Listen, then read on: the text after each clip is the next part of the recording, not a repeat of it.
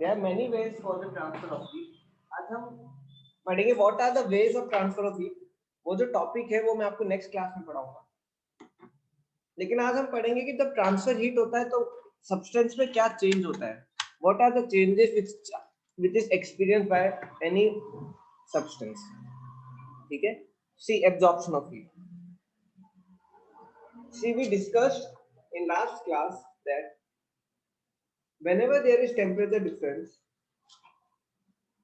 this is a flow of heat.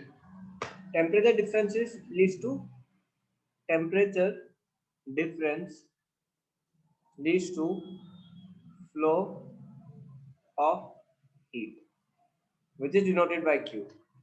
I also told you definition of heat. Definition of heat is the form of energy. Excuse me sir. बोलो. Sir ये new topic है या फिर new chapter है? ये topic ही नहीं है. Thermodynamics actually divided into 3 chapters. आपका बुक देखोगे ना, NCERT, it is divided into 3 chapters. First is heat and temperature, second name is thermodynamics, third is kinetic theory of gases. इसमें तीनों एक ही यूनिट के अंदर आता है. अगर आप आईआईटी के सिलेबस में देखोगे, it is a one unit thermodynamics. ठीक है. So the form of energy which is transferred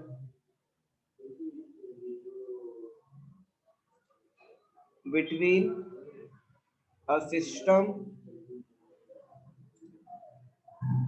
and its environment.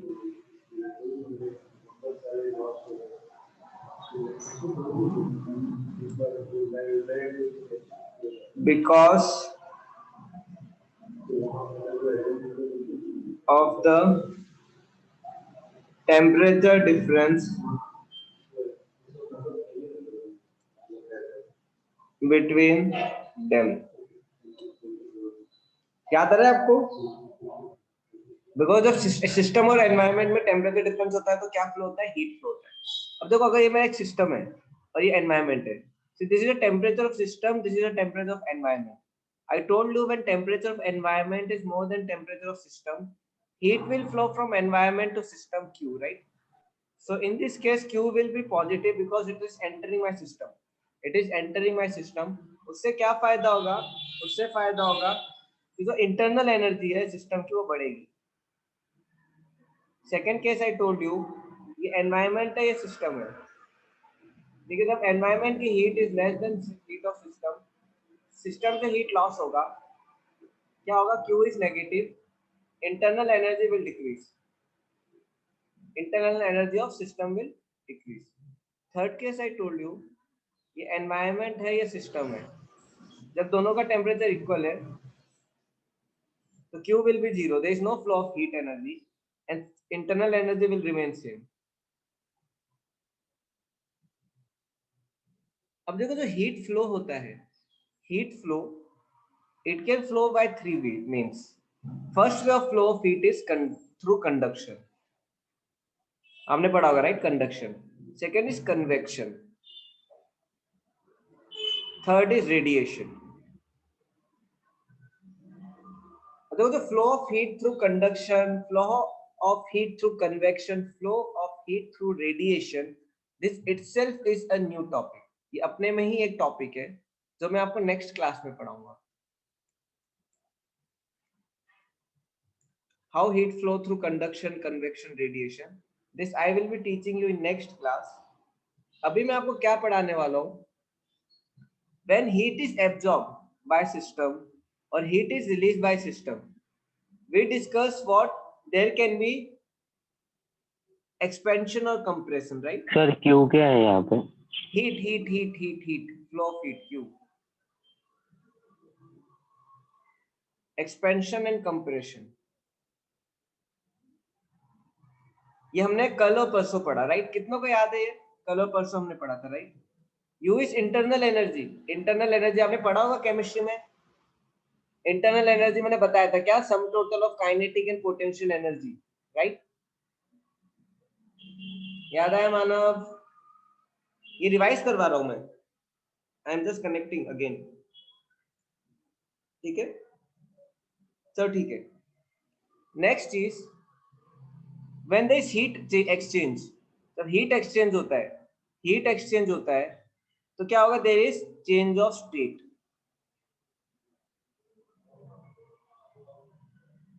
इसमें मैंने आपको वाटर का पढ़ाया था, राइट? याद है? ट्रिपल पॉइंट कुछ पढ़ाया था मैंने, ट्रिपल पॉइंट करके। वाटर चेंज होता है। सी, अब हम क्या पढ़ेंगे आज? हम इस पॉइंट को थोड़ा और स्टडी करेंगे। Will study this more. TE is temperature of environment, तो TS is temperature of system। मैंने आपको सिस्टम और एनवायरनमेंट पढ़ाया था, जयदीप याद आ रहा है कुछ? चलो ठीक है, तो पुराना रिवाइज हो गया, राइट? क्योंकि अभी मुझे इससे कनेक्ट करना है। चलो ओके। अब देखो, एब्जॉर्प्शन ऑफ हीट होगा तो क्या होगा? Heating curve. कंप्रेशन मतलब ठंडा होगा। See, when object cools down,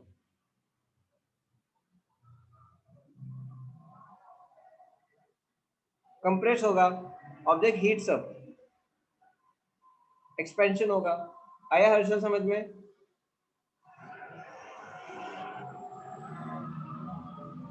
जो लोग हीटिंग कर्व बनाते हैं, ऑब्जेक्ट का हीटिंग कर्व। सपोज ये एक मेरा ऑब्जेक्ट है, कहाँ? US. This internal energy of system, internal energy of system मतलब जो सिस्टम के अंदर मॉलिक्यूल्स है, सिस्टम के अंदर मॉलिक्यूल्स है, उनका kinetic energy plus potential energy, मतलब वो heating curve. See, this is heat, this is temperature. Suppose हमारे पास एक सब्सटेंस है, ठीक है? मैं दो एटम्स या दो मॉलिक्यूल्स के बीच का बॉन्ड बता रहा हूँ।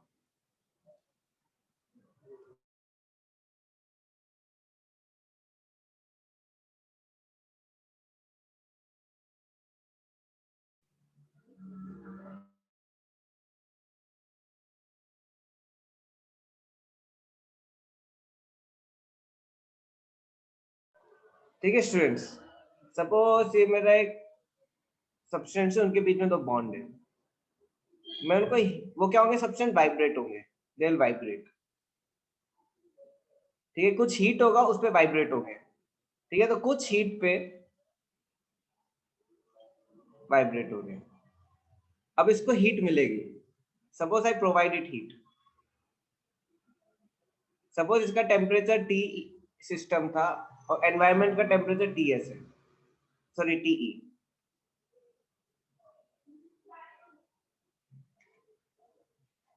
सपोज ये सिस्टम था, उसके दो मॉलिक्यूल्स है, उसका टेम्परेचर TS है, एनवायरनमेंट का टेम्परेचर TE है। देखो, T is greater than TS। देखो, जब T is greater than TS,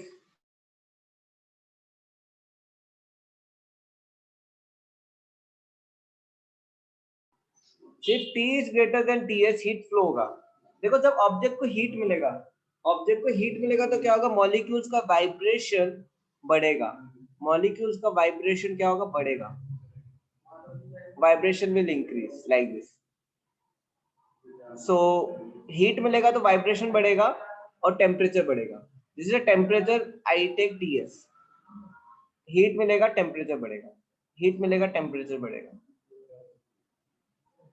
eight some fix point क्या होगा? किसी टेम्परेचर के, तो ये एटम के बॉन्ड्स है या मॉलिक्यूल्स के जो बॉन्ड्स है, वो क्या हो गया? वीक होना शुरू हो जाएंगे। They become weak. Why they are getting weak? Because there is change of state. Molecular bonds, they are becoming weak, or atomic bonds, they are becoming weak. So this is a phase where objects change from solid to liquid.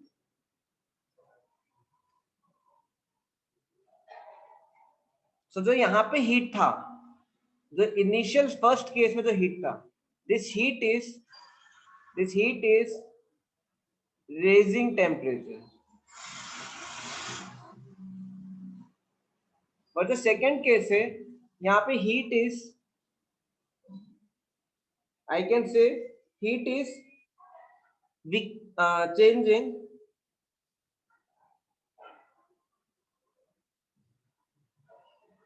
solid, rigid,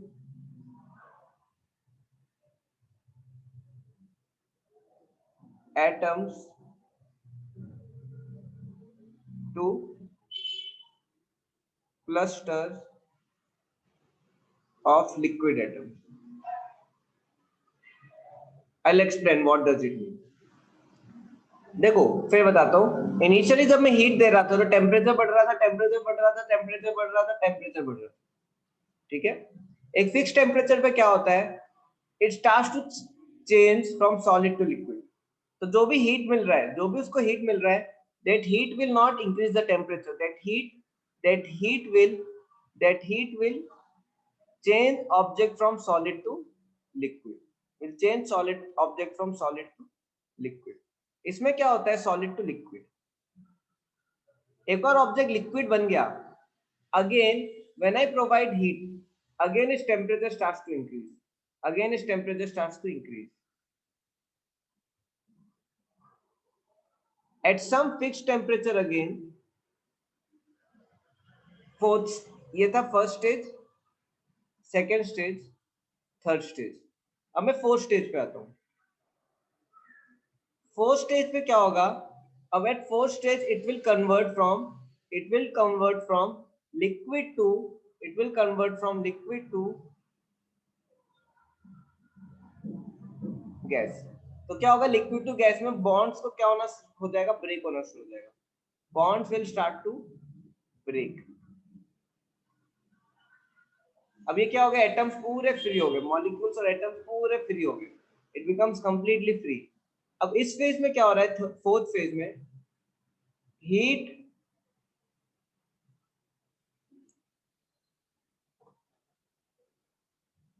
is used to break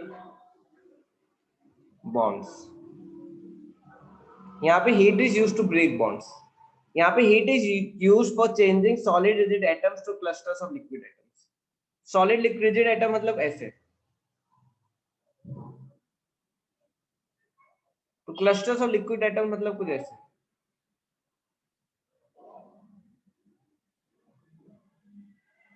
थोड़े gap के साथ थोड़ी छूट है.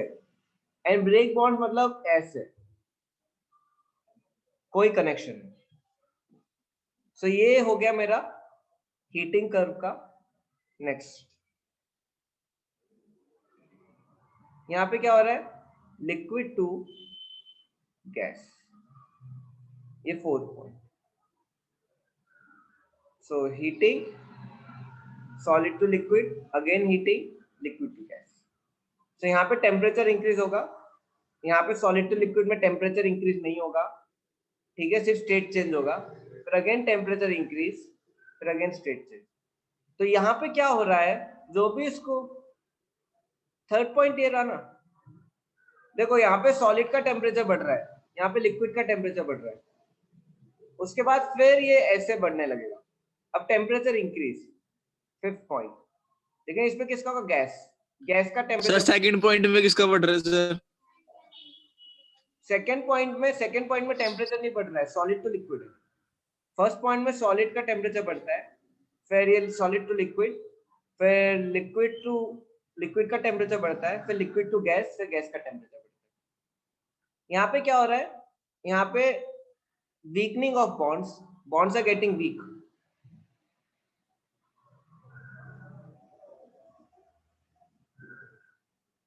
This is what? This is breaking of bonds.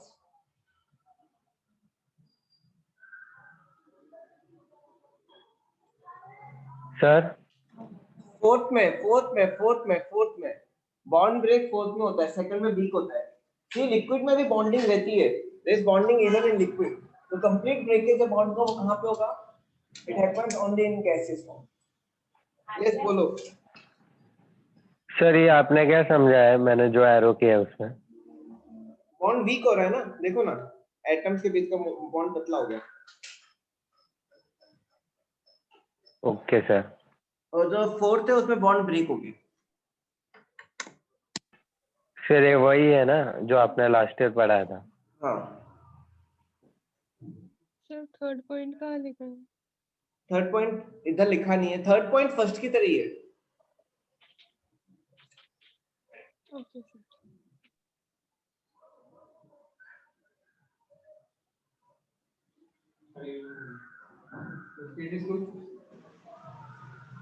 और 50 देखो, first third fifth is same.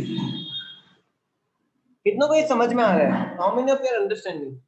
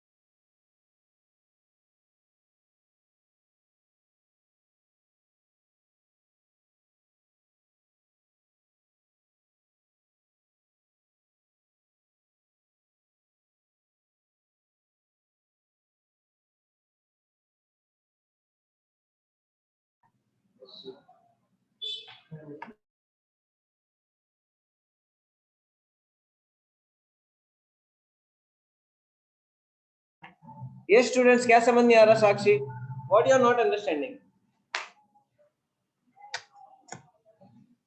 ठीक है, मैं आपको वाटर के केस में बताता हूँ. I tell you with water. अब वाटर पढ़ोगे आपको और अच्छे से समझ में आएगा. ठीक है, ठीक है. Heating curve, let's take example of water. देखो, सपोज इनिशियल टेम्परेचर है -20 डिग्री सेल्सियस. मैंने फ्रीजर से आइस निकाली -20 डिग्री सेल्सियस पे. ये आइस रखी,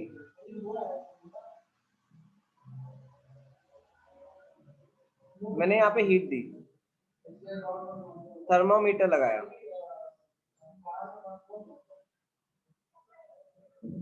ठीक है. See now when we provide heat -20 degree पे क्या होगा? वाटर को तो मैं हीट दूंगा, क्या होगा? उसका टेम्परेचर राइज होगा.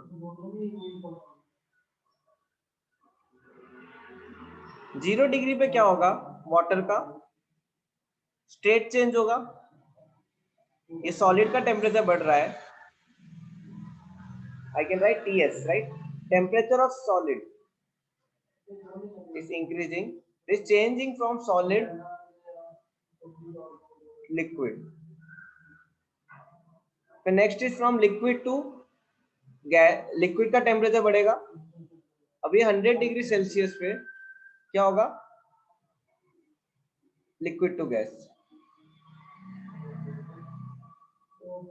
उसके बाद क्या होगा?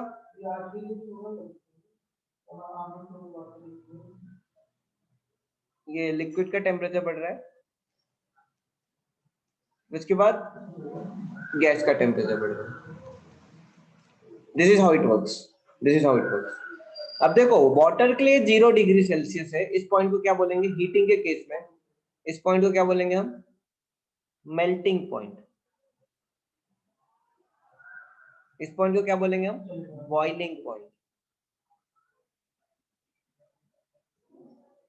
मेल्टिंग पॉइंट क्या है? जिसमें solid to liquid state change होता है. Liquid to gas is boiling point.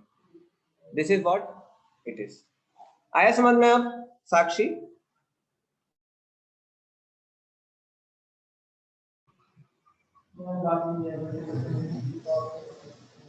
अब देखो, some important points. This is known as heating curve. Point 1, melting point is different for different materials.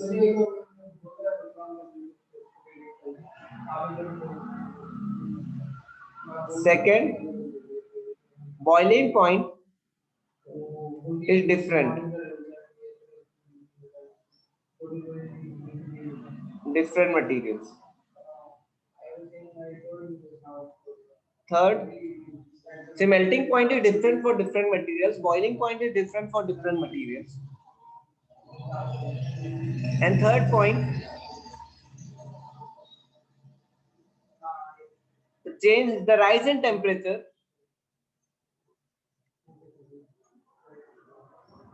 is different for different materials.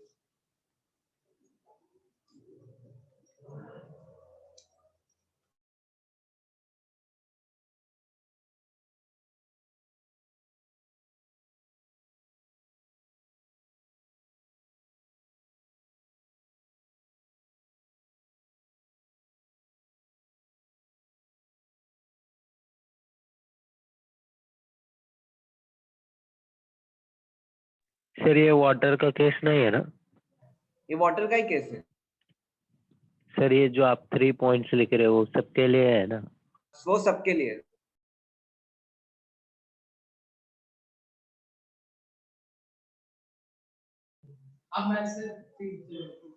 ठीक है ना? अब देखो मैं what I mean to say see melting point is different from different materials। मतलब देखो water का melting point कितना है 0 डिग्री सेल्सियस, बट आयरन का, कॉपर का, सबका क्या होगा? अलग अलग होगा। How many of you agree? सबका अलग अलग होगा। वैसे जो बॉइलिंग पॉइंट है is different for different materials. अब देखो बॉइलिंग पॉइंट वाटर का कितना है 100 degree Celsius, but if I take iron, copper, copper का स्टीम, मतलब कॉपर स्टीम, कॉपर का बॉइलिंग पॉइंट तो पता नहीं, बहुत ही ज्यादा होगा, अनइमेजिनेबल। वैसे rise in temperature is different for different materials. I give you simple example. अब सपोज ये गैस है, गैस में आई एम एक्सप्लेनिंग। अब देखो ये मेरा सपोज कंटेनर में वाटर है, सपोज ये कंटेनर में वाटर है। अब देखो जो हीट है, this heat is given to both container and water. लेकिन अगर आप ऑब्जर्व करोगे तो कंटेनर का टेम्परेचर ऑफ कंटेनर बहुत जल्दी बढ़ता है, टेम्परेचर ऑफ वाटर धीरे बढ़ता है। This fast, it is very fast, it is slow. कभी आपने देखा है? How many of you have observe container जल्दी गर्म हो जाता है, कई बार कंटेनर को छू तो हाथ जलता है। Water is mild only, water ठंडा ही रहता है, राइट? मतलब क्या, जो राइज इन टेम्परेचर है, Yes, देखो sir. जो वाटर का राइज इन टेम्परेचर हो रहा है, जो वाटर का राइज इन टेम्परेचर हो रहा है, और जो आयरन का राइज इन टेम्परेचर होगा वो डिफरेंट होगा। आपने एक और प्रॉपर्टी पढ़ी होगी, water heats up and cools down slowly. पढ़ा है कभी बचपन में वाटर की प्रॉपर्टी? वाटर बहुत जल्दी जल्दी गर्म होता है, बहुत धीरे धीरे ठंडा होता है। सो बहुत धीरे धीरे गर्म होता है, बहुत धीरे धीरे ठंडा होता है। Water heats up and cools down very slowly. अब देखो ये सन है, ये सपोज ये लैंड है और ये वाटर है। अब देखो सन तो कोई डिस्क्रिमिनेशन कर नहीं रहा है, sun is giving equal heat, sun is giving equal heat.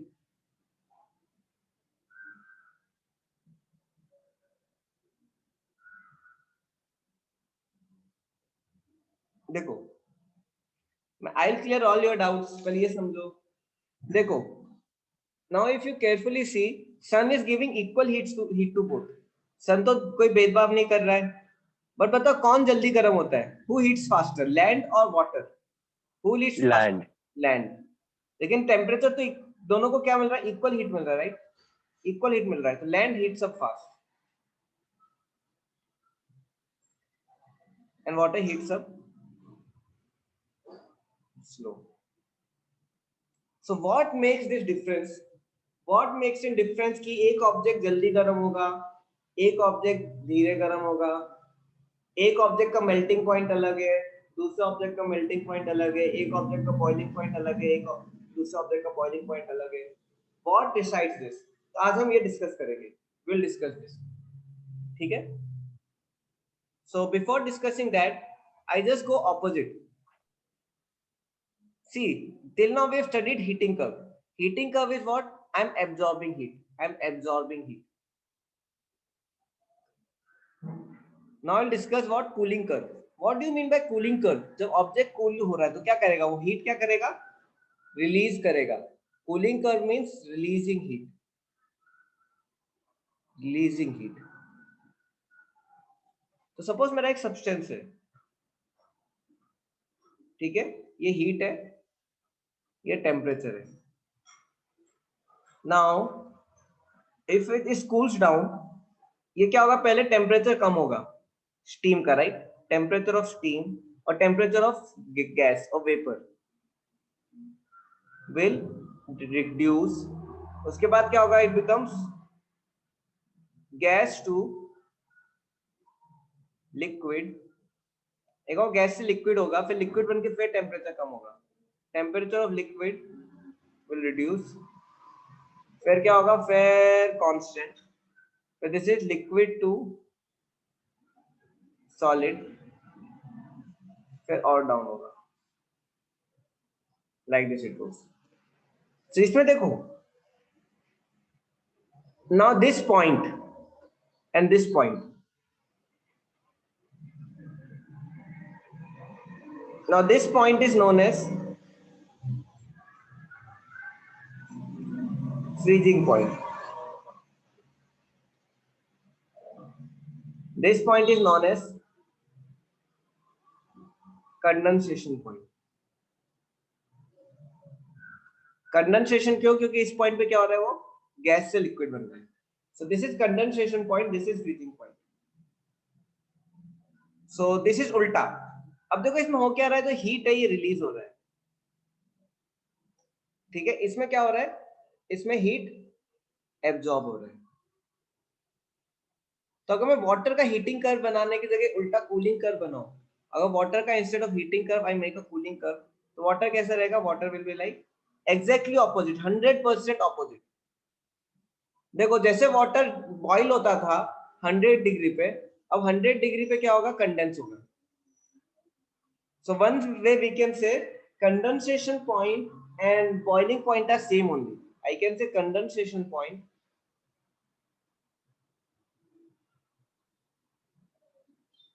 और बॉइलिंग पॉइंट टेम्परेचर सेम ही है, दोनों एक ही चीज है, लेकिन क्या है? फंक्शनिंग अलग है. इसमें क्या हो रहा है? गैस से लिक्विड हो रहा है, इसमें लिक्विड टू गैस हो रहा है. काम उल्टा है, राइट? फिर देखो, फिर वाटर बनेगा, फिर ठंडा होगा, ठंडा होगा, ठंडा होगा, 0 डिग्री सेल्सियस. अब 0 डिग्री सेल्सियस में क्या होगा? 0 डिग्री सेल्सियस में फिर कन्वर्ट होगा. तो ये temperature reduce, this is solid gas to liquid, फिर टेम्परेचर रिड्यूस, फिर गैस टू सॉलिड, फिर टेम्परेचर रिड्यूस. अब देखो this becomes what? This becomes freezing point. So freezing point and melting point एक ही चीज है, टेम्परेचर सेम है, लेकिन व्हाट इज डिफरेंस? यहाँ पे फ्रीजिंग पॉइंट में it is converting from liquid to solid, melting point में it is converting from solid to liquid. आया समझ में? और इसमें हीट रिलीज हो रहा है. ओके, यहाँ तक कितनों को समझ में आ रहा है? फिर आगे बढ़ते हैं.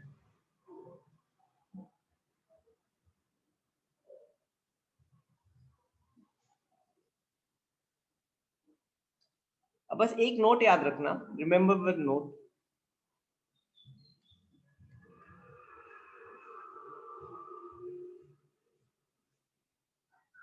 सी कई बार क्या होता है? कई बार टेम्परेचर और हीट ग्राफ में सॉलिड डायरेक्टली क्या बन जाता है? गैस. ये सॉलिड है, ये गैस है. यहाँ पे क्या हो रहा है? This is converting from solid to gas directly. इसमें ये किसका ग्राफ बनता है? जब क्या होता है डायरेक्टली? क्या होता है? सब्लिमेशन. आ रहा है समझ में? So this temperature is known as what?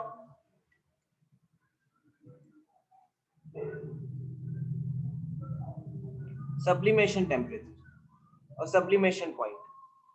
Sublimation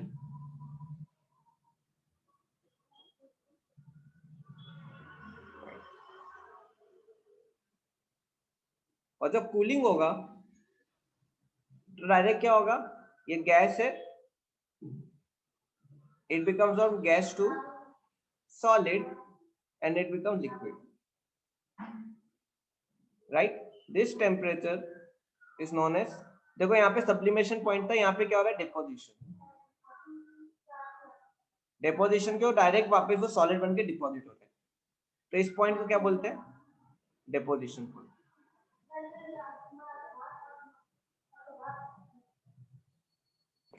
sir इसमें स्नो लिख सकते हैं क्या एग्जांपल में? स्नो तो लिक्विड होता है ना, सॉलिड से liquid, liquid to gas. Dry ice. Dry ice you can take, naphthalene you can take.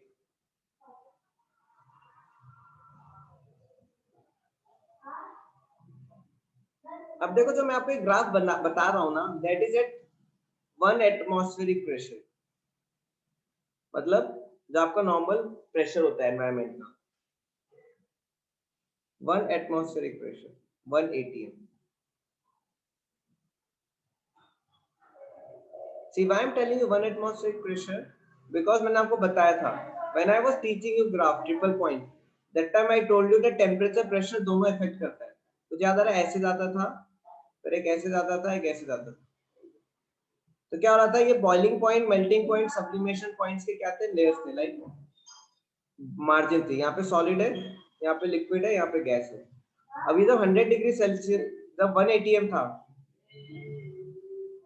तो जब ये 0 डिग्री होता है और ये 100 डिग्री होता है, लेकिन अगर मैंने एटमॉस्फेरिक प्रेशर बढ़ा दिया तो क्या होगा, मेल्टिंग क्या होगा, मेल्टिंग कम टेम्परेचर पे होगा और बॉइलिंग 100 से ज्यादा हो जाएगा। सो एक पॉइंट बस याद रखो, remember one point, point 1, when pressure increases, melting point decreases, boiling point increases। इसका एग्जांपल क्या है, pressure cooker.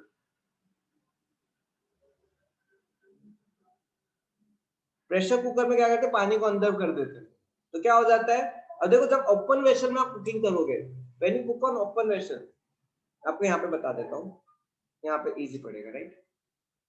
First point, when pressure increases, ये कितनों ने पढ़ा है केमिस्ट्री में, पढ़ा है केमिस्ट्री में, आई होप पढ़ा होगा, right.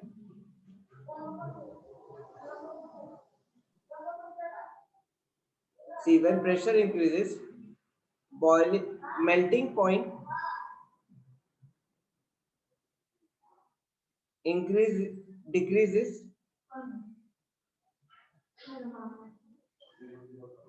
boiling point increases। Example pressure cooker. अब देखो जो आपका ओपन वेसल है, उसमें आप कुछ हीट करोगे, ये सब्जी वगैरह हीट कर लो, तो मैक्सिमम आप कितने टेम्परेचर पे हीट कर सकते हो, maximum temperature you can heat is 100 degree. 100 degree के ऊपर पानी टिकेगा ही नहीं, वो क्या बन जाएगा, स्टीम बन के उड़ जाएगा। Water can not go above that, but when I have a pressure cooker,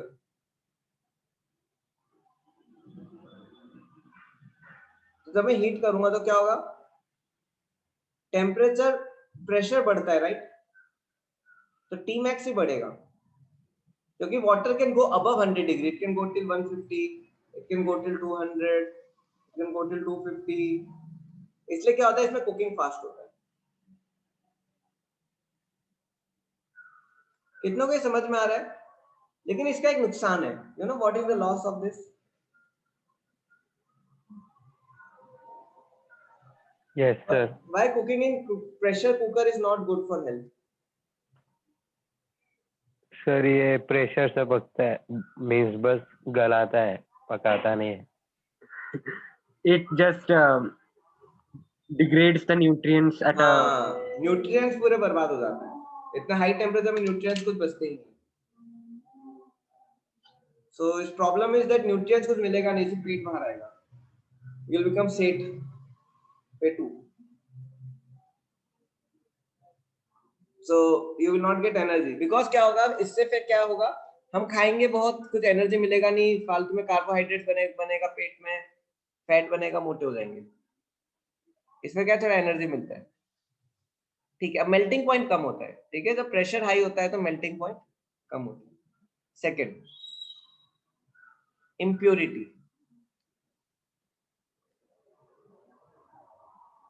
देखो अगर इम्प्योरिटी बढ़ता है तो बॉइलिंग पॉइंट बढ़ता है एंड मेल्टिंग पॉइंट कम होता है। अब इसका एग्जांपल, सपोज आइस का मेल्टिंग पॉइंट क्या है, 0 डिग्री सेल्सियस। इसमें मैंने add impurity, add salt. Salt क्या इम्प्योरिटी है, इससे क्या होता है, आइस कितने पे मेल्ट होने लगता है, ice melts at how much degree Celsius, -4 degree Celsius, मतलब -4 पे मेल्ट होने लग गया। फायदा है ना, कम टेम्परेचर पे मेल्ट हो रहा है। ये आपने पढ़ा होगा बचपन में, राइट? कितनों ने पढ़ा है ये?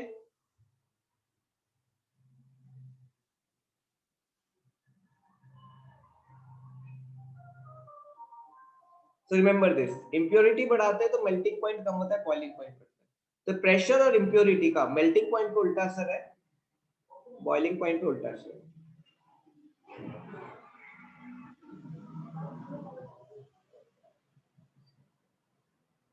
चलो आगे बढ़ते हैं। अब स्पेसिफिक हीट कैपेसिटी क्या है? This is what makes the difference. Specific heat capacity decides which material, ये डेफिनेशन नहीं है, आपके अंडरस्टैंडिंग के लिए, decides which material heats up or cools down at what rate। कौन कितने जल्दी गर्म होगा, कौन कितने जल्दी ठंडा होगा, और कौन धीरे गर्म होगा, धीरे ठंडा होगा, ये पूरा कौन डिसाइड करता है? This is decided by specific heat capacity. Okay, I will go back, I will go to previous slide. ठीक है, अब 1 मिनट रुको, I drink water and come, you also can wait for a minute.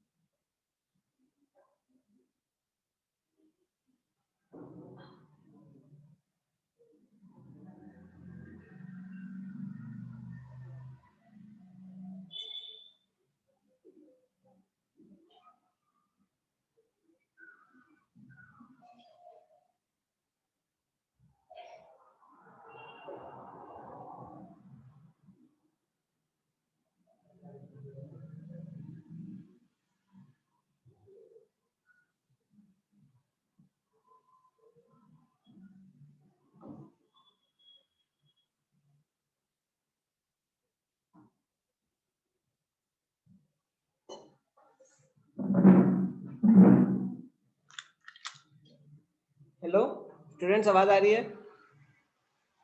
Yes, impurity कुछ भी हो सकता है। Mostly impurity क्या होता है? इम्प्योरिटी जैसे मिट्टी मिल गई, पानी में नमक डाल दिया, चीनी डाल दी, क्रिस्टलाइन लिक्विड्स नहीं होते, वो नहीं होते सॉलिड्स, वो सब डाल दिया। आ रहा है समझ में? नमक डाल दिया। अगर इम्प्योरिटी हाँ बोलो। पॉइंट और बॉइलिंग पॉइंट मतलब कम हो, बॉइलिंग पॉइंट अगर उसका वाटर से कम हो, मतलब ऑलरेडी जिसके अंदर मिला रहा है उससे कम हो, तो लाइक हम लोग वाटर के अंदर अल्कोहल मिला देते हैं ऐसे। नहीं, वो वही मैं बोल रहा हूँ ना, मैं इम्प्योरिटी की क्या बात कर रहा हूँ। I am telling like a crystalline solids if we get, नमक डाल दिया, मसाले डाल दिए कुकिंग के, that was I mean, salt डाल दिया, that becomes different thing only.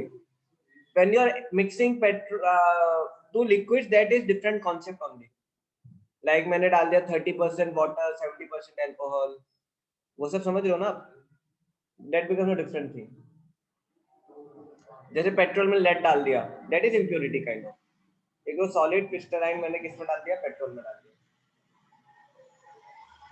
आ रहा है समझ में? कुकर एग्जांपल कुछ नहीं है, कुकर में प्रेशर ज्यादा है, प्रेशर ज्यादा होगा तो बॉइलिंग पॉइंट ज्यादा होगा, बॉइलिंग पॉइंट ज्यादा होगा तो खाना हाई टेम्परेचर पे पकेगा।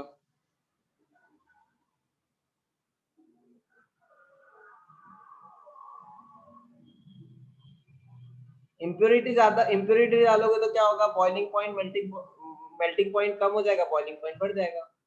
मैंने आपको आइस का एग्जांपल दिया, आइस में नमक डाल देते हैं, नमक डालते क्या होता है? आइस का मेल्टिंग पॉइंट कम हो जाता है। चले चलो यस, मैं आपको क्या बता रहा था, व्हाट मेक्स द डिफरेंस कि कौन जल्दी गर्म होगा, कौन धीरे गर्म होगा? See specific heat capacity. Specific heat capacity, first of all it is fix for material. जैसे बॉइलिंग पॉइंट वाटर का फिक्स है, मेल्टिंग पॉइंट वाटर का फिक्स है, वैसे specific heat capacity is also fixed for material, it is fixed for material. Water की specific heat capacity, देखो specific heat capacity को कई जगह, अब देखो आपके साथ एनसीईआरटी में स्मॉल सी से डिनोट किया है, स्मॉल सी। अब देखो ऐसे समझ नहीं आता है, स्पेसिफिक कैपेसिटी को ऐसे स्मॉल सी लिखते तो पता नहीं चलता है स्मॉल सी या कैपिटल सी है। कई जगह एस से भी डिनोट करते हैं, एस। तो मैं क्या ले रहा हूँ, स्पेसिफिक हीट के पहले सिंबल बना देता हूँ, फिर मैं एक ही सिंबल लूंगा। स्पेसिफिक हीट का सिंबल है या तो small C,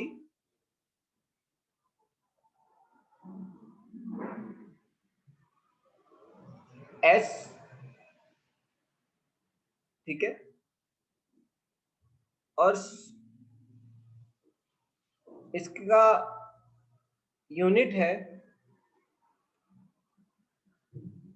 unit, actual unit with value of water, right? Specific heat capacity, I'll take as S. I'll take it as S. Specific heat capacity of water is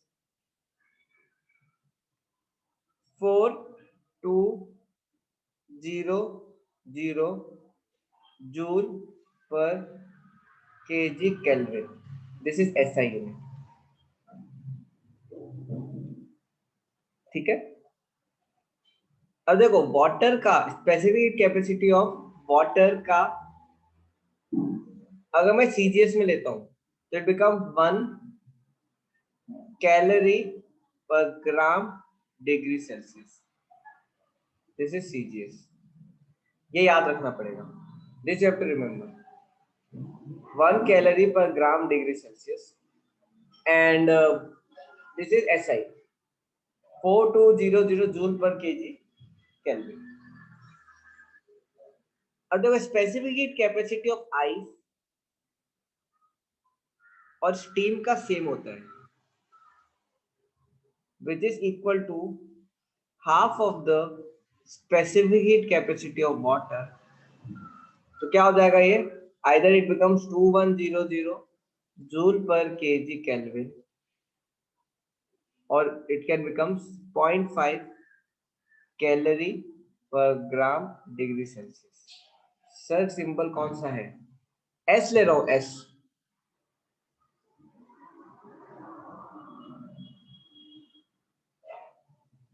You can take small c also. मैं small c क्यों नहीं ले रहा हूँ? I'll explain. Why I'm not taking small c? Small c का क्या loss है? Confusion create होगा इसलिए फ्यूचर में। ठीक है, अब थर्ड पॉइंट, डेफिनेशन क्या है? What is definition of specific? हाँ नॉर्मल है, small S, small S. Sir ये वाला पॉइंट समझाओ ना। क्या सर ये आपने क्या लिखा है वो नहीं समझ रहा है। क्या क्या क्या लिखा मतलब? Specific heat of ice equals to steam. देखो आइस और स्टीम का स्पेसिफिक हीट कैपेसिटी सेम होता है, लेकिन वो किसके बराबर है दोनों का? That is half of water. Half of water कितना हो जाएगा? 4200 का हाफ क्या होगा? 2100। और if you want I can write like this, specific capacity of water, water मतलब liquid, 4200, specific heat capacity of ice 2100, specific heat capacity of steam 2100. This all are in joules per kg Kelvin. Or you can write it even in other units. You can write it as 1.5, 0.5. That is in calorie per gram degree Celsius. आ रहा है समझ में? Yes sir. चलो, specific heat capacity की definition क्या है?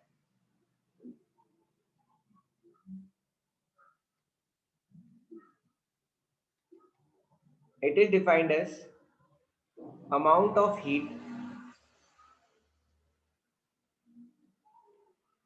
required to raise temperature of 1 kg of substance by 1 Kelvin. So it is the amount of heat required to raise the temperature of 1 kg of substance by 1 Kelvin. अब देखो heat और specific heat का relation क्या है, उससे आपको ये समझ में आएगा। Heat denoted by Q, right? मैंने आपको बताया था Q से डिनोट करते हैं। Q is equal to ms delta T, when m is equal to mass of substance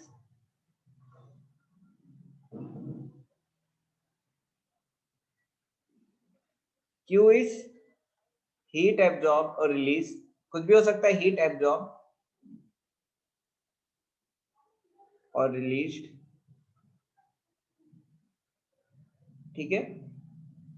delta T, देखो मैंने थर्मल एक्सपेंशन में बताया था, राइट? डेल्टा टी क्या था उसमें? चेंज इन टेम्परेचर और टेम्परेचर चेंज। इसमें क्या होगा? Temperature difference, temperature difference. और I can also say it as कितना टेम्परेचर राइज हुआ, कितना टेम्परेचर राइज हुआ ऑब्जेक्ट का, राइज इन टेम्परेचर और फॉल इन टेम्परेचर और fall in temperature. So this is Q equal to ms delta T. अगर मैं मास को 1 कर दूं kg और चेंज इन टेम्परेचर को 1 कर दूं तो Q क्या हो जाएगा? Q becomes S. So this is the amount of heat required to raise the temperature of 1 kg of substance by 1 Kelvin. कितनों को आया समझ में? How many understood this? आप कुछ बोल नहीं रहे हो अभी? सर 2 मिनट रुकना सर। साहिल सर तेजस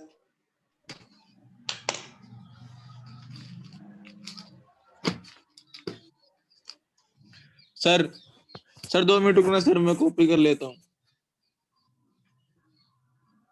सर। हाँ हाँ सर करो करो करो करो। सर मैं कह रहा था 2 मिनट रुकना।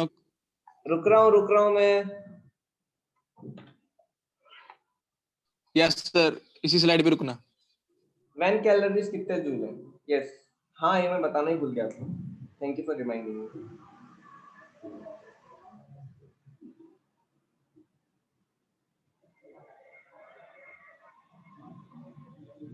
सर प्रीवियस स्लाइड दिखाना। पहले वाली। नो सर 2 मिनट रुकना इधर।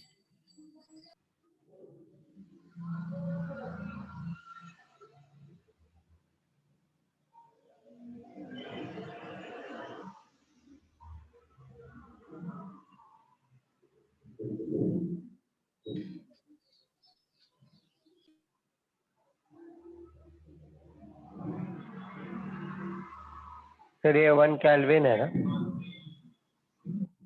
कहाँ पे? हाँ 1 केल्विन। सर एस का मतलब स्पेसिफिक हीट कैपेसिटी है ना? हाँ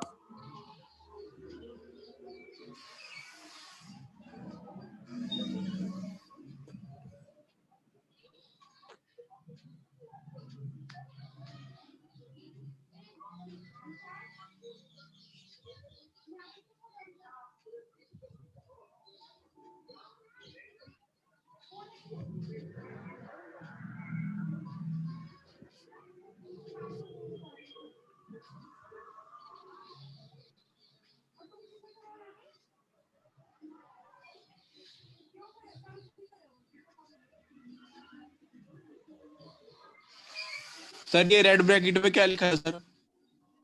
कहाँ पे? अरे सी और एस सर एक यहाँ ही पे। बात है, स्मॉल सी और एस एक ही चीज है, मैंने दो सिंबल बताया मैं स्पेसिफिक कैपेसिटी के, स्मॉल सी और एस। ये स्पेसिफिक कैपेसिटी ऑफ आइस है, स्पेसिफिक कैपेसिटी ऑफ स्टीम है। This is in SI unit, this is in CGS. यहाँ पे लिखा तो है मैंने।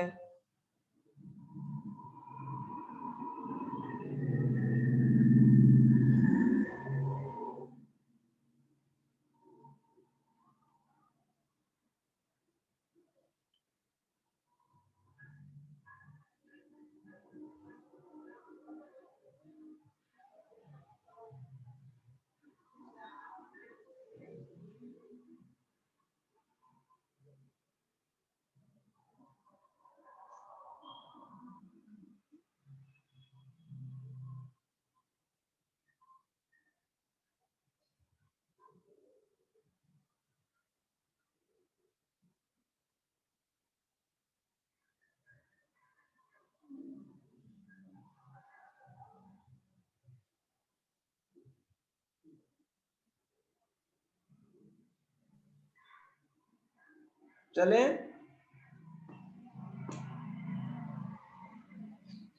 2 second sir.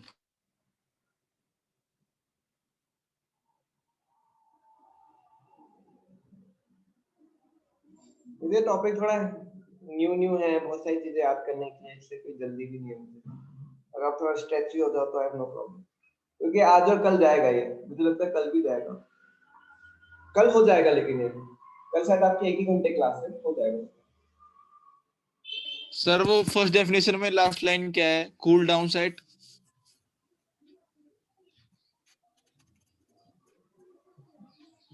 Cools down at what rate? ये तो डेफिनेशन है, बस एक्सप्लेनेशन है। Decide which material will cools down और heats up at what rate. कौन जल्दी ठंडा होगा, कौन जल्दी गर्म होगा, वो सब है। Yes sir, done sir. Great.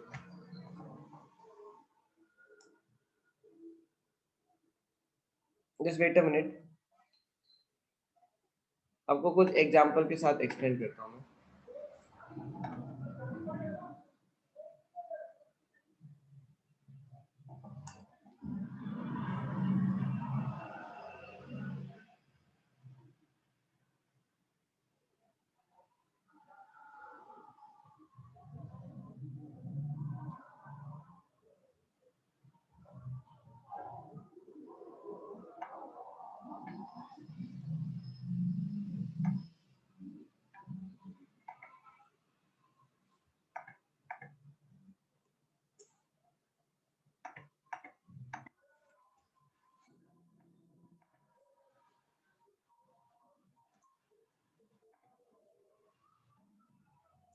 Okay, I hope आपको स्क्रीन दिख रहा होगा।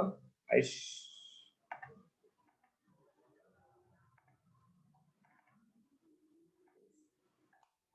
कौन सा ऑब्जेक्ट कितने जल्दी हीट होता है, कितने कम? For example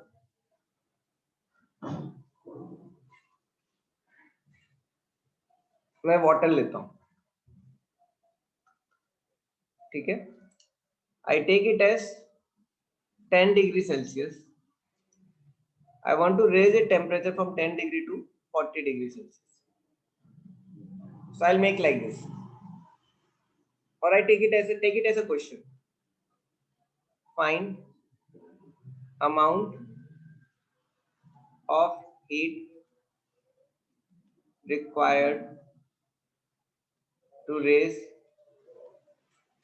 temperature of 10 kg of water from 10 degree Celsius to 60 degree Celsius. बहुत इजी है ये समझना, ये टॉपिक बहुत इजी है। ये 10 डिग्री सेल्सियस पे था water, it is raised to which degree Celsius? 60 degree. अब मास कितना है? Mass is 10 KG. Delta T कितना है? 50 डिग्री सेल्सियस। और C कितना होगा या S कितना होगा? S will be 4200, right? You can write joules per kg Kelvin. Okay हाँ, एक क्वेश्चन था जो हीट है, हीट की यूनिट्स क्या होती है? Units joules. एक और यूनिट होती है हीट की, होती है कैलोरी। जूल्स को जैसे डिनोट करते हैं, कैलोरीज का CAL से। रिलेशन क्या होता है? 1 calorie is equal to 4.186 joules, also written है 4.19 जूल्स। क्या इसको 4.2 जूल्स ही कर दो, ठीक है। मतलब कौन से डेसिमल पे आप अप्रोक्सीमेट कर रहे हो? If you are approximated second decimal 4.19, अगर 4 डेसिमल तक लिखना है तो 4.1858,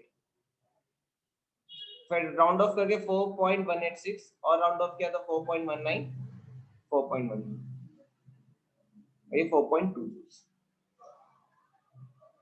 अब ये आंसर क्या होगा? Heat Q is equal to ms delta T. Mass कितना है? 10, s कितना है? 50, so delta T 50, s is 4200, क्या हो जाएगा? 21000 जूल्स।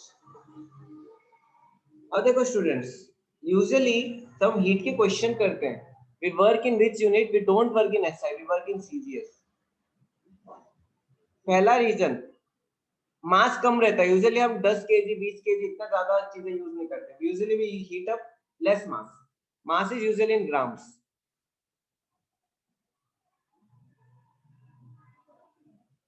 और जो हमारा Q होता है heat, it value is less. For example अगर हम यही क्वेश्चन लेते हैं, find the amount of heat required to raise 10 kg of material of water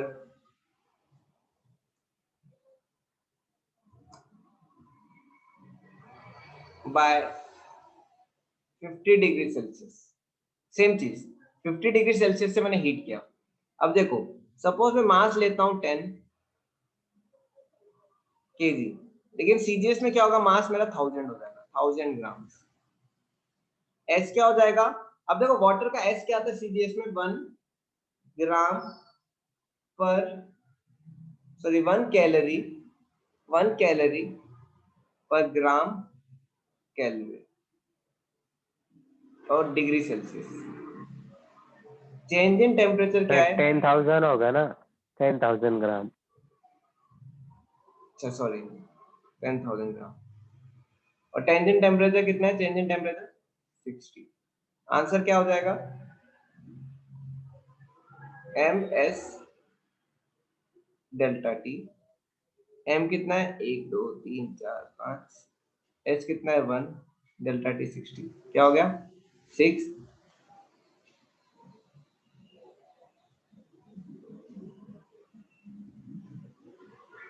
calories.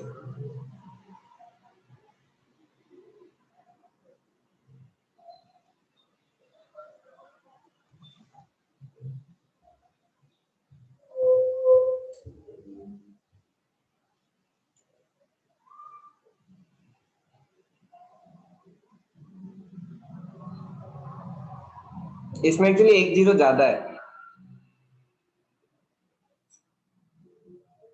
Multiply करो, 4 0 1 2 3 4, 5 2 जा 10, एक कैरी, 5 4 जा 20 21। अब देखो कैलोरी की वैल्यू कम है, कैलोरी की वैल्यू जूल से सर कम है। 50 डिग्री होना चाहिए ना डेल्टा टी। सॉरी 50 डिग्री, तो क्या आ जाएगा आंसर 5 5000। अब देखो इसमें फायदा क्या है, कैलोरीज में वैल्यू कम आती है। देखो ये कितना है 1 10 100 5 लाख, ये कितना है 21 lakh joules, this is 5 lakh joules, or we can say this is 500,000 calories, this is 2100,000 joules। तो कौन सा कम है, ये वैल्यू कम है लिखने के लिए। फाइनली यू कैन कन्वर्ट, देखो 5 into 10 raised to power 5 calories into 4.18, usually हम 4.18 लेते हैं, 4.19 भी ले सकते हो, इज इक्वल टू अप्रोक्सीमेटली क्या आ जाएगा 210000 जूल्स। कैलोरी और जूल्स में कन्वर्जन इज इजी, तो ये आपस में कन्वर्ट भी हो जाएगा, सीजीएस और एसआई कन्वर्जन इज इजी। कितनों को ये समझ में आया? सर हम ऐसा यूट्यूब लिख सकते हैं ना आंसर? अरे लेकिन हर बार क्वेश्चन एसआई में नहीं आता है, सीजीएस में भी ऑप्शंस रहते हैं, यही तो मैं बता रहा हूँ। इसके क्वेश्चन में सीजीएस को भी पढ़ना जरूरी है, it is important even to understand CGS. ठीक है, अब मैं कुछ फटाफट कुछ डेफिनेशन बता देता हूँ आपको। Molar sir previous specific, slide. Yes ठीक है। अब देखो मोलर स्पेसिफिक हीट क्या होगा, जैसे देखो अभी हम स्पेसिफिक हीट में क्या करते हैं, हम एक केजी के सब्सटेंस को हीट करते हैं 1 degree Celsius. Done sir. Molar specific heat में क्या होता है, amount of heat energy required to raise temperature of 1 mole of substance by 1 Kelvin। अब मैंने क्या कर दिया, मोल ले लिया, क्योंकि मोलर स्पेसिफिक हीट कैपेसिटी है। नॉर्मल स्पेसिफिक हीट कैपेसिटी में क्या था, तो heat that raise the temperature 1 kg, sorry 1 kg किसमें था, 1 kg was in specific heat, 1 kg was in specific heat, मैंने आपको बताया था राइट। अगर सिर्फ स्पेसिफिक हीट कैपेसिटी है, स्पेसिफिक हीट कैपेसिटी, तो it is 1 kg by 1 kelvin. Molar specific heat is sm, that is what 1 mole by 1 kelvin, that is the difference। so अगर मैं वाटर का मोलर स्पेसिफिक हीट कैपेसिटी लिखूं, water का molar specific heat capacity लिखूं, तो water का molar specific heat capacity will be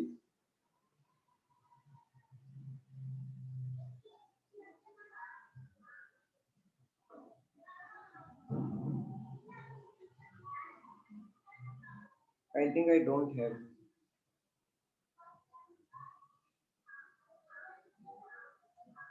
previous slide, okay ये लो।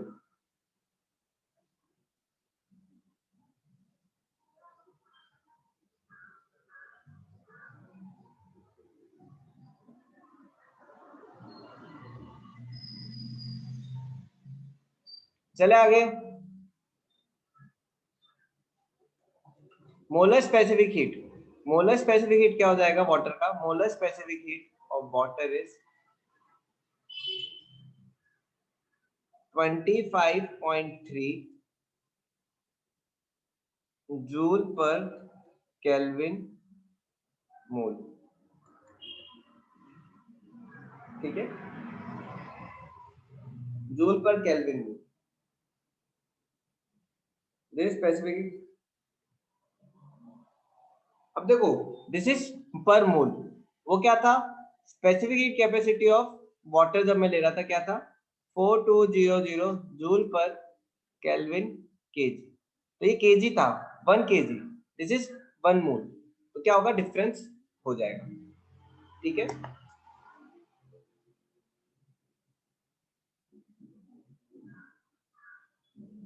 okay, next go to heat capacity.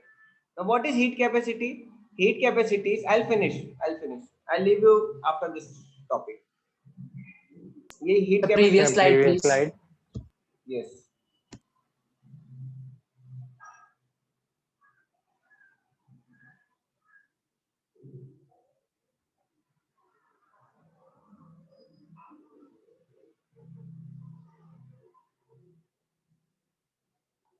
So you can also define SM is equal to S by number of moles.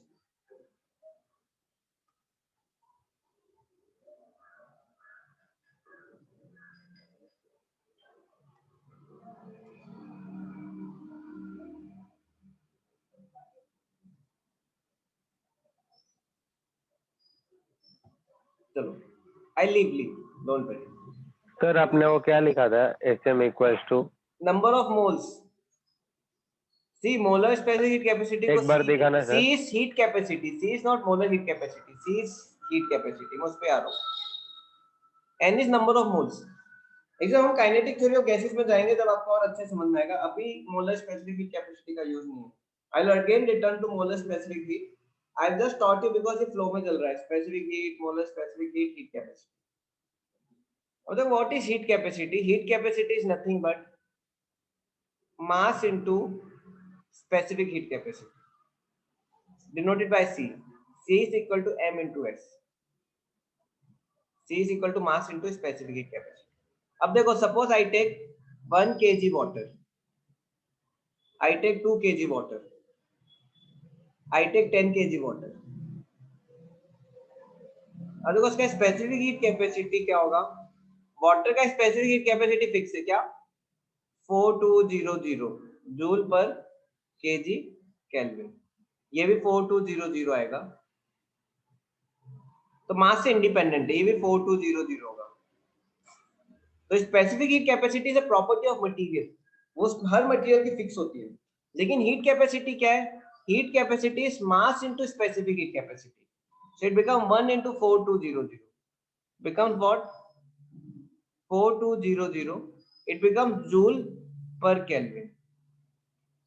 अब देखो मास नहीं आएगा, क्यों? क्योंकि मैंने m मल्टीप्लाई कर दिया ना, डायमेंशनल एनालिसिस, राइट। अब स्पेसिफिक हीट कैपेसिटी क्या है मेरा? C is equal to kg into joule पर kg केल्विन। तो kg कट जाएगा, क्या आ जाएगा? Joule per kelvin. So this is unit of SI unit. अगर मुझे CGS यूनिट लेना है, CGS यूनिट क्या हो जाएगा? कैलोरीज पर degree Celsius. This become my CGS unit. Suppose now I want to take heat capacity for 2. So 2 into 4200 becomes what? 8400 joule per Kelvin.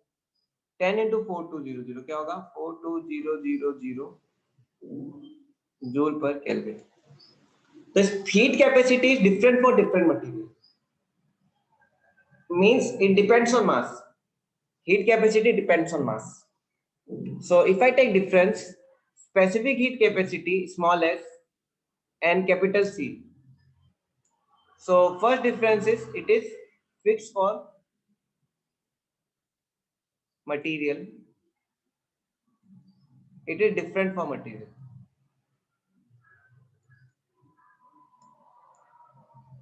ये देखो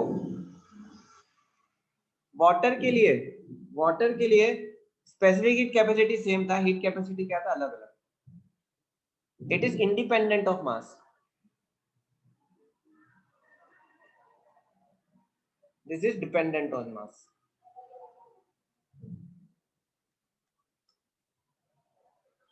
सी का रिलेशन क्या है, ms. इसकी यूनिट क्या है, the unit of heat capacity is specific heat is joule per kg kelvin और calorie per gram degree Celsius. इसकी यूनिट क्या है, इसकी यूनिट है जूल पर केल्विन और कैलोरी पर डिग्री सेल्सियस. और अगर इसकी डेफिनेशन, मैं डेफिनेशन के बाद एंड कर दूंगा class. It is the amount of heat required to raise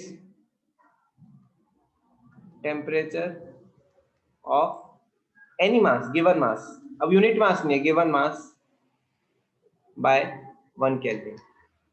अब देखो Q is equal to ms delta T. ms क्या हो जाएगा, कैपिटल C डेल्टा टी. अगर मैं डेल्टा टी को 1 केल्विन कर दूं तो मेरा हीट क्या हो जाएगा, हीट कैपेसिटी के बराबर. सो वही बोल रहा हूँ, amount of heat required to raise the temperature of given mass by 1 kelvin. अगर मैं यूनिट मास कर दूं, यूनिट मास बाय 1 केल्विन, यहाँ पे लिखता हूँ. If I make it unit mass by 1 kelvin, और I can say 1 kg by 1 kelvin, it becomes specific heat capacity. If I make it 1 mole by 1 Kelvin, it becomes molar capacity or molar specific heat capacity. If I make it given mass, any kg, given mass or any mass by 1 kg, it becomes heat capacity C.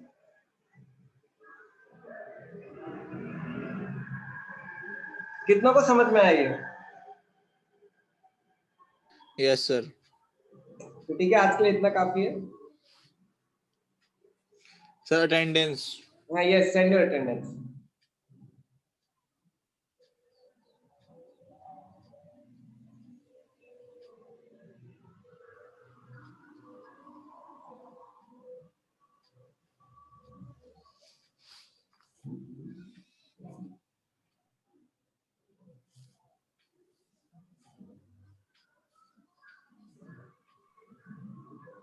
Thank you, sir.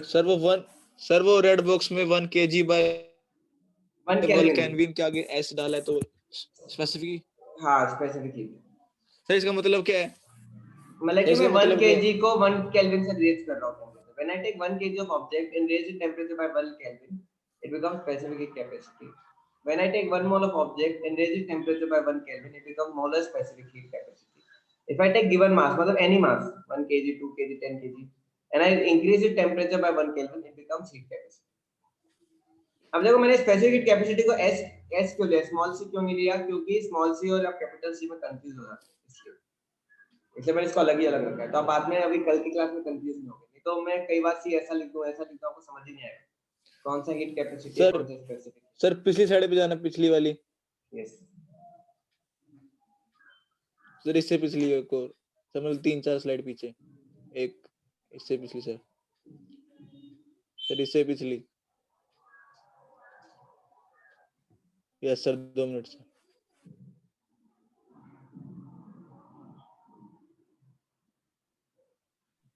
Sir notes का क्या हुआ sir, PDF का? इसके